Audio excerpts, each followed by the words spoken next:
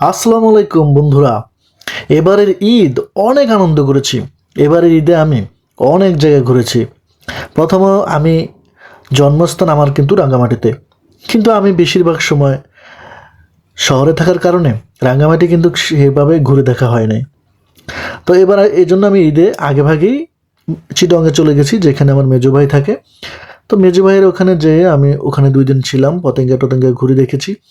এরপরে আমরা বাড়িতে যাওয়ার জন্য, রাঙ্গামাটিতে যাওয়ার জন্য একটা সিএনজি নিয়ে নিলাম। সিএনজিতে উঠলাম। ওঠার পরে আমরা রাস্তার ধার ধরে যখন সিএনজি চলতেছে আঁকাবাঁকা রাস্তায়, অনেক সুন্দর লাগতেছিল। মনে হচ্ছিল যে রাঙ্গামাটিতে জন্ম হলেও রাঙ্গামাটি মনে হয় আমি ভালোভাবে ঘুরে দেখিনি। সেজন্য আমি আশপাশ খুব ভালোভাবে দেখতেছিলাম আর রাস্তার পাশ দিয়ে যাচ্ছিলাম। অনেক সুন্দর রাঙ্গামাটির ভিউগুলো। আর এখন যেহেতু শীতকাল চলে গিয়েছে এবং পাতা ঝরে গেছে, নতুন নতুন পাতা এখনও গজাচ্ছে। নতুন পাতা যখন গজাবে তখন রাঙ্গামাটির এই রাস্তাগুলো একদম সবুজ হয়ে যাবে, তখন দৃশ্যটা অন্যরকম হয়ে যায়। গত বছর অবশ্য আমি একবার এখানে আসছিলাম ঈদে, কোরবানি ঈদে, তখন কিন্তু এদিকে সবগুলো গাছপালাতে সবুজ পাতায় ভরেছিল। দেখতে যেন মনে হচ্ছে যেন দার্জিলিংয়ে ঘুরতে চলে আসছি। আসলে দার্জিলিংয়ের মতোই কিন্তু আমাদের এই রাঙ্গামাটিটা। তো আমরা ঘুরতে ঘুরতে তো সিএনজিতে আসতে আসতে আমাদের সামনে আরও কিছু বাস ছিল। অবশ্য বাসে আমরা যেতে পারি না, কারণ বাসে আমার মেজো ভাইয়ের ছেলে ও বমি হয়। তারপরে আমাদের কিছু খাওয়ার জন্য খিদে লাগলো। তারপরে দেখলাম রাস্তার পাশে, দেখুন রাস্তার পাশে এরকম একটা টং দোকানের মতো আছে। তারপরে আমার মেজো ভাই ওখানে নামলো। নামার পরে টং দোকান থেকে কিছু নাস্তা টাস্তা খাওয়ার জন্য কিছু কিনলো। আর আমি সেই সময়টাতে ভাবলাম যে একটু ভিডিও করে নেই, কারণ আমি যেহেতু বেশিরভাগ সময় ঢাকা শহরে থাকি, রাঙ্গামাটিতে আসতে পারি না। তো এটা একটু ভিডিও করে নিলে মাঝে মাঝে দেখা যাচ্ছে, দেখলে ভালো লাগে আমার কাছে। তো দেখুন কি সুন্দর রাস্তা, পাহাড় কেটে মাঝখান দিয়ে রাস্তা। আসলে এই দৃশ্যগুলো দেখতে কিন্তু অনেক সুন্দর লাগে। আবার এখানে আপনি দেখেন, যা এই যে টং দোকান টোকান, এগুলো দেখলে অনেক বেশি মজা লাগে। মানে আগে ছোটবেলায় যখন আমরা পিকনিক করতাম, তো নিজেরা ছোট ছোট দোকান দিতাম, নিজেরা এরকম মনে হচ্ছে যেন একদম ঠিক ওটাকে ঝোলাপাতি বলে পিকনিক বলে, ঠিক সেরকমই। কি সুন্দর দেখেন। এটা এখানে আসলে আমার মনে হয় যে কারো মন মানসিকতা ভালো হতে যাবে। তারপরে আর কি, তারপরে আমরা সোজা চেঞ্জি করে চলে আসলাম রাঙ্গামাটিতে। রাঙ্গামাটিতে এসে দেখুন, রাঙ্গামাটিতে এসে আমরা লঞ্চে উঠলাম, কারণ আমাদের এদিকে লঞ্চ করে যেতে হয়। লঞ্চে ওঠার পরে আপনারা দেখতে পাচ্ছেন রাঙ্গামাটিতে কিন্তু নদীর পাড় ঘেঁষে যে বাড়ি বা ঘরগুলো তৈরি করা আছে, ম্যাক্সিমাম দেখবেন যে আপনি বড় বড় খুঁটি দিয়ে পানির উপরে কিন্তু ঘরগুলো করা। তো এই জন্য আমি 4-5টা ভিডিও করে নিলাম, যে ভাবলাম ভিডিও করে রাখি। ওই দেখুন, ওই যে বিল্ডিংগুলো করা, এখানেও কিন্তু পিলার দিয়ে, এগুলো কিন্তু অনেকটা পানির উপরে করা। এই যে দোকানপাটগুলা, এদিকে দেখুন, এই দেখুন কিভাবে দোকানপাটগুলো কিভাবে খুঁটি দিয়ে দিয়ে, এই খুঁটির উপরে কিন্তু এই দোকানপাটগুলো করে তারপরে মানুষ এখানে থাকে, ব্যবসা করে। ঠিক আছে, এখানকার জীবন জীবিকা কিন্তু এভাবেই চলে। এই যে নদী, বিভিন্ন জায়গা থেকে লোক আসে। তারপরে সবশেষ লঞ্চটা ছেড়ে দিল। এবার আমরা নদীর মধ্যে দিয়ে যাচ্ছি। আসলে লঞ্চে করে নদীর মধ্যে দিয়ে যেতে, যারা কখনো যান নাই বা কখনো আপনারা এরকম বড় নদীতে লঞ্চে ঘোরাফেরা করেন নাই, তারা আসলে এটা বুঝবেন না। এটা একটা অসম্ভব সুন্দর এবং ভালো লাগার বিষয়, যে নদীতে যখন লঞ্চ চলে তখন হিমেল হাওয়া আসে এবং পাহাড়ের দৃশ্যগুলা আমার মোবাইলে কিন্তু ছোট ছোট দেখা যাচ্ছে, কিন্তু এগুলো কিন্তু খালি চোখে যখন আপনি দেখবেন, একদম সরাসরি চোখে দেখবেন, তখন অনেক সুন্দর। তো এখানে দেখুন কি জোরে চলতেছে লঞ্চ, কিন্তু দেখলে মনে হয় যেন অনেক আস্তে চলতেছে, দেখে বোঝা যাচ্ছে না, কিন্তু লঞ্চ কিন্তু মোটামুটি অনেক জোরেই চলে।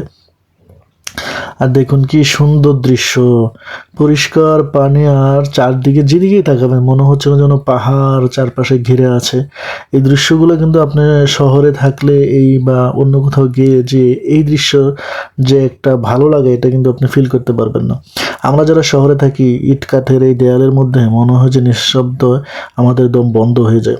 কিন্তু যখনই আমরা গ্রামে যাই, এরকম ঘুরতে যাই আর নিজের এলাকায় যাই, তখন মনে হয় যেন ওখানেই থেকে যায়, আর যেন না আসে। কিন্তু ওই যে জীবন জীবিকার জন্য, আমাদের কর্মস্থলের জন্য আমাদেরকে কিন্তু এই ইটকাটের শহরেই আবার আসতে হয় ফিরে।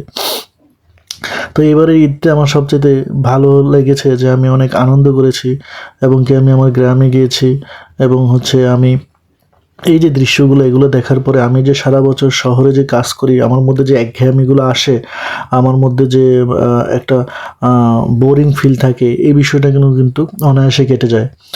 তো দেখুন চারপাশে কি সুন্দর ছোট ছোট পাহাড়ের মতো, আর এগুলো কিন্তু এক একটা সুন্দর গ্রাম, এগুলোর ভিতরে কিন্তু অনেক সুন্দর সুন্দর গ্রাম আছে। আর এখানকার এই যে পানি, এরকম পানিতে মনে করেন আপনি যদি যান ওখানে, আপনাকে মনে হবে যে তখনই মনে হবে যেন আপনি যদি পারেন এখানে একটু সাঁতার কাটান, একটু গোসল করেন, গোসল করতে ইচ্ছা করবে। তারপরে আমরা এইভাবে করে করে চলে যাব একদম আমাদের বাড়ির কাছে। তো দেখতে দেখতে আমরা চলে আসলাম মাইনী বাজারে। মাইনী বাজারে এখান থেকে আবার একটা ছোট্ট বোট নিলাম আমরা, কারণ আমাদের এখানে যেতে মোটরসাইকেলও যাওয়া যায়, কিন্তু আমরা বোট নিয়ে গেলে খুব তাড়াতাড়ি যাওয়া যাবে। মোটরসাইকেলও আরও তাড়াতাড়ি যাওয়া যায়, কিন্তু যেহেতু আমরা মানুষ 4-5 জন, সেই জন্য আমরা একটা ছোট্ট বোট নিলাম। এই ছোট্ট বোটে করে আমরা এখন আমাদের বাড়িতে সোজা আমাদের বাড়ির ঘাটে নিয়ে আমাদেরকে নামিয়ে দেবে। তা আমরা এই ছোট্ট বোটের মধ্যে উঠলাম। ছোট্ট বোটের মধ্যে উঠে চারপাশে এখন পানি শুকিয়ে যাচ্ছে।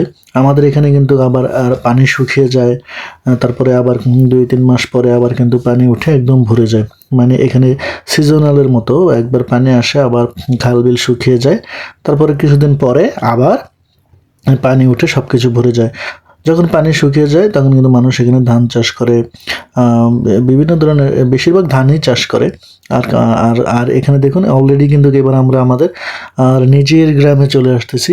এই যে সামনে যে গ্রামটা দেখতে পাচ্ছেন, এটা কিন্তু আমাদের গ্রাম, এটাই আমার গ্রাম। এখানেই কিন্তু আমি আমার ছোটবেলা, আমার শৈশব সব কিছু কাটিয়েছি। আর একটু সামনে গেলে ওটা আমাদের বাড়ি, আমাদের বাড়িতে আমরা চলে যাব। তো দেখুন এই যে কি সুন্দর দৃশ্য। আমি কিন্তু এটা ভিডিও করি এই কারণে যে এই সুন্দর দৃশ্য আমি কিন্তু শহরে থেকে এই দৃশ্যটা বা এই ভালো লাগাটা কিন্তু ফিল করতে পারি না। শহরে আমি যতই থাকি বা যতই আমার আমার কিন্তু মনটা পড়ে থাকে আমার এইখানে, কারণ এই দৃশ্য, এই ভালো লাগা, এই পুকুর বা এই নদীতে নেমে গোসল করা, শহরে আপনি যতই আপনার শাওয়ারে গোসল করেন বা আপনার ট্যাবে বা বাতে গোসল করেন, কিন্তু এই শান্তিটা আপনি কোনোদিনও পাবেন না। তো দেখুন শেষমেশ আমরা কিন্তু আমাদের বাড়ির সামনে প্রায় চলে এসেছি। এই পুরো ভিটাটা আমাদের বাড়ি। আল্লাহ হাফেজ। এখন আমরা বাড়িতে চলে যাব।